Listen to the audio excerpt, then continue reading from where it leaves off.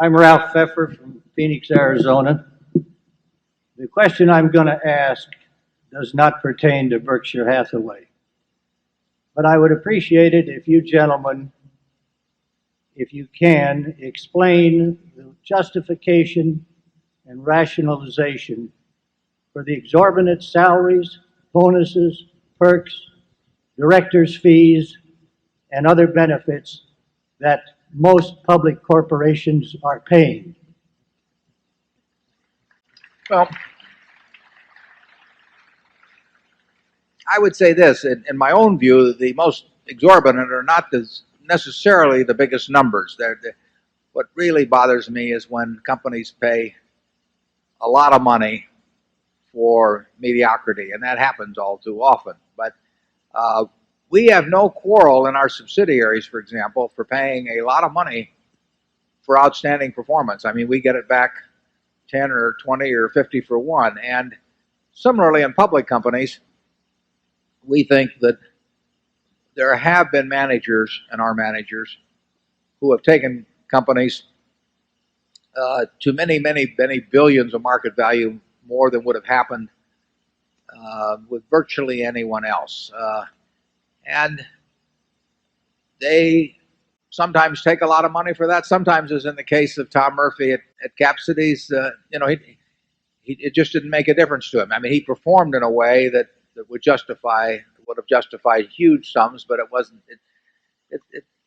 He would tell you that he had all the money he needed, so and he just didn't care to take what the market might bear.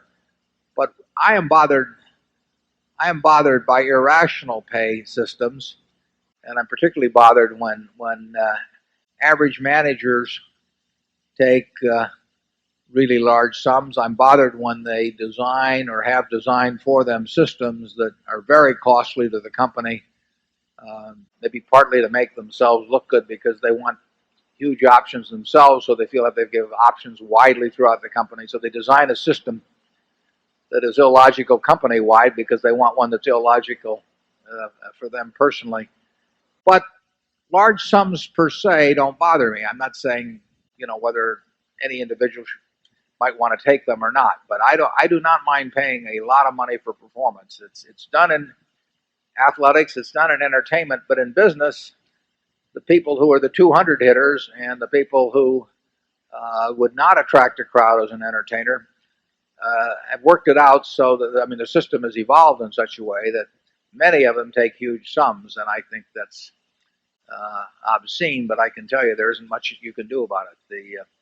The system feeds on itself, and companies do look at other companies' proxy statements. Every CEO does, and they say, well, if Joe Smith is worth X, I have to be worth more. And they tell the directors that certainly you wouldn't be hiring anybody that was below average, so how can you pay me below average? And the consultants come in and ratchet up the rewards, and it's not anything that's going to go away. It's like we were talking about campaign finance reform earlier. The people who have their hands on the switch are the beneficiaries of the system.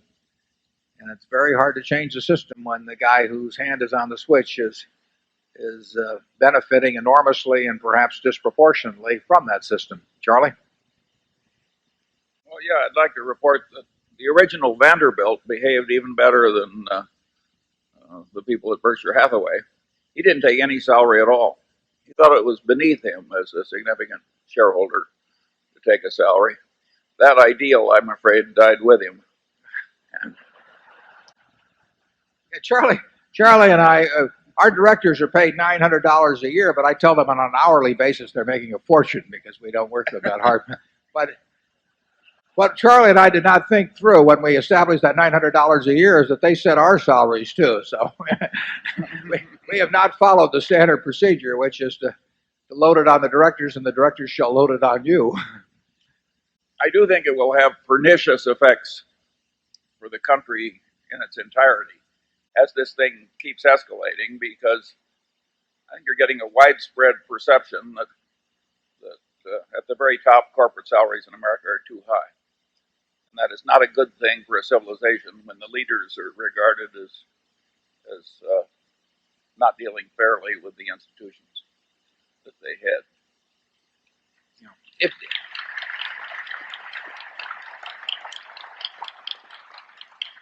And as for the corporation consultants who advise on salaries, all I can say is that prostitution would be a step up for them.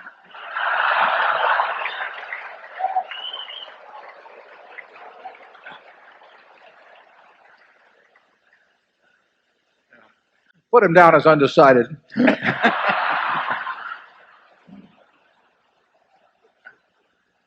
Zone 2, please.